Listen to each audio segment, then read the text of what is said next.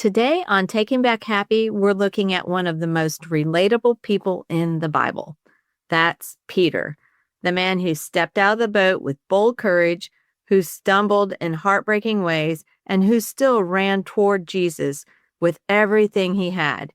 And his story reminds us that even in our midlife seasons of change, uncertainty, and second chances, Jesus meets us with grace and a fresh invitation to trust him. Hi friends, welcome to Taking Back Happy. I'm your host, Gina Granville, God's girl, retired homeschool mom of 4, empty nester, Gigi, essential oil and exercise enthusiast, Christian life coach, and someone who is taking back her own happy. I know many of you feel exactly like I do in these midlife years, wondering if your best days are behind you, but feeling way too young and vibrant to sit on the porch and just watch life go by. What if you could replace negative thoughts with curiosity and possibility, renewing your mind, faith, joy, passion, purpose, and adventure in this season? If you're ready for a little mindset coaching as you navigate change, then throw on those walking shoes, pop in those earbuds, and join me right here as we take back happy together. Hey friends, are you ready to connect with other midlife women who are navigating change and figuring out life and starting anew and having new adventures and all the things? Then join me in the Taking Back Happy Facebook group. We have a lot of ways to connect in there, lots of different posts that you can get in on and people you can connect with. If you want to go a little deeper than that, then become a TBH Insider. If you become a TBH Insider, you're going to get weekly emails with the latest podcast, tips on creating a happy mindset, early bird access to special offers, and encouraging Bible devos. A few days ago, I was reading in the Bible. I was reading in Luke 24, and it was talking about how after Jesus died and he rose again, and the ladies went to the tomb and they realized he wasn't there. And so they went back to the disciples and they're like, hey, we saw this angel. Jesus wasn't there. They're telling them everything. And it said none of the disciples believed. They didn't believe what they were saying. But what was super interesting to me was Peter, he was, of course, didn't believe just like the rest of them, but he got up and he ran to the tomb.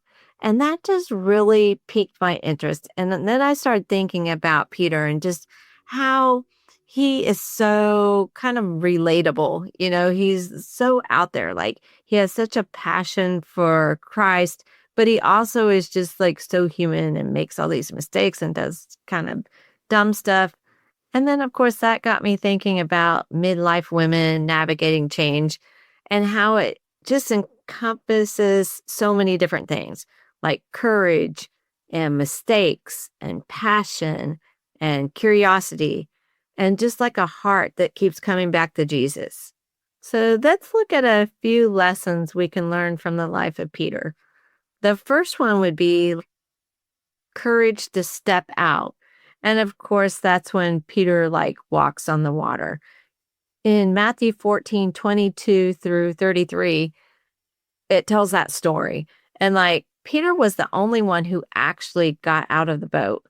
His courage wasn't perfect and it wasn't, even planned. It was very spontaneous. It was kind of like a beautiful mix of this spontaneity and total faith. It kind of made me think sometimes God invites us in the moments that don't really make total sense. They don't make sense on paper, and our courage isn't like the absence of fear. It's really more like a willingness to move with Jesus anyway.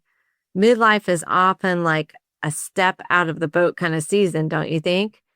Sometimes we have new roles, new uncertainties, new opportunities. All these are opportunities to trust. Even when Peter kind of took his eyes off of Jesus and he just started to sink like a rock, Jesus immediately, he caught him. He reached out to him and he pulled him up. And, our courage doesn't have to be flawless. We know that when we step out of the boat, when we step out in faith, God's going to honor that. and he's going to reach down and pull us up if we mess it up, which makes me think of Peter's biggest mess up. And it just kind of goes back to our humanity. Our humanity doesn't disqualify us. So even when Peter denied Christ, even when he told him, you're going to deny me 3 times, and he was like, oh, no way, no how. And he did. That didn't disqualify him. Luke 22:54 through 62 tells that whole story and how that goes down. And I think really like the main idea is like Peter loved Jesus deeply. He loved him so much, and he still failed. And, Jesus knew he was going to fail. His denial wasn't like the end of the story, though. So that was the good part. It was kind of a moment that just really revealed his humanity, because he just, he was so adamant about it. No matter what everybody else does, I will never do this thing. And then he turned around and he did it. Even though this story reveals Peter's humanity, it also just shows how much more love and grace that Jesus gave to him. I think if we pull anything out of that for our life today, loving Jesus doesn't mean we won't stumble. Mistakes don't disqualify us from purpose or from living our life for God. The enemy uses shame, but Jesus uses restoration. So a lot of us sometimes will feel like, oh man, I really messed that up. I've messed this up big time. But, we can remember that God already saw it coming. Just like with Peter, he knew he was going to deny him. He knows when we are going to mess up, even before we know we're going to mess up. And he still chooses to love us. At the end of the story, it just shows Peter just crying, just weeping. But the main point was he didn't run away from Jesus forever. I mean, he felt shameful. He regretted his decision, but he did not, leave Jesus or run away or hide from him or like, okay, I failed and that's it. And, neither should we do that. And I think about like when I was going through a divorce and I was really, really anxious about it. I felt really shameful about it. I was doubting myself, and I felt like it was really going to separate me from God. But in reality, I felt closer to him as I went through that, because even though, this was a big time mess up in my life, it was not how I thought it was going to go down, right? You never think you're going to end up divorced. You think it's going to be a forever lifetime marriage and family. And, you picture all these different things. But when something happens like that, we have 2 choices. We can either run from God or we can push into God and our relationship with him. And of course, that's what Peter did. And, Jesus came to him later and, said, do you love me? And he did that whole kind of almost like an exercise. Do you love me? Feed my sheep. And it was just kind of like a restoration. And it just reminded Peter that, yeah, I do really love you, even though I made those decisions. And lastly, I want to go a little bit deeper with this, with what I was talking about at the beginning, with that whole story out of Luke 24:1 through 12. Just to kind of summarize the whole thing, I would just summarize it.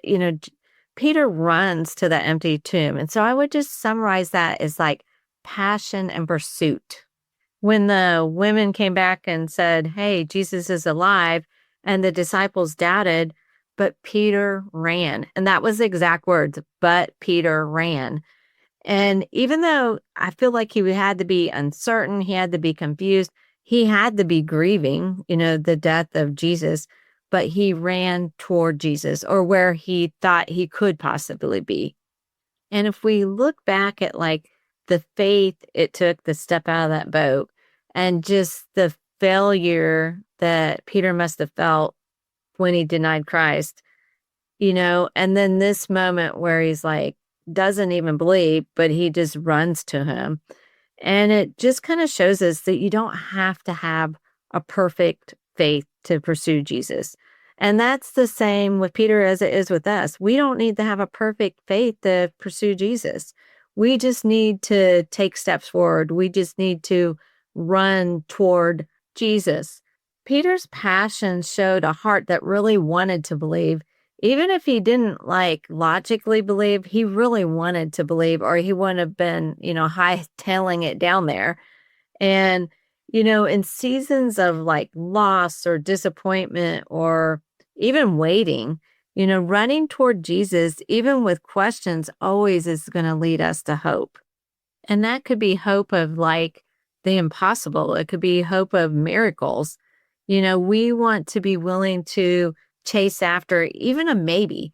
Is he alive? Is he down there? Do I need to run down and see for myself?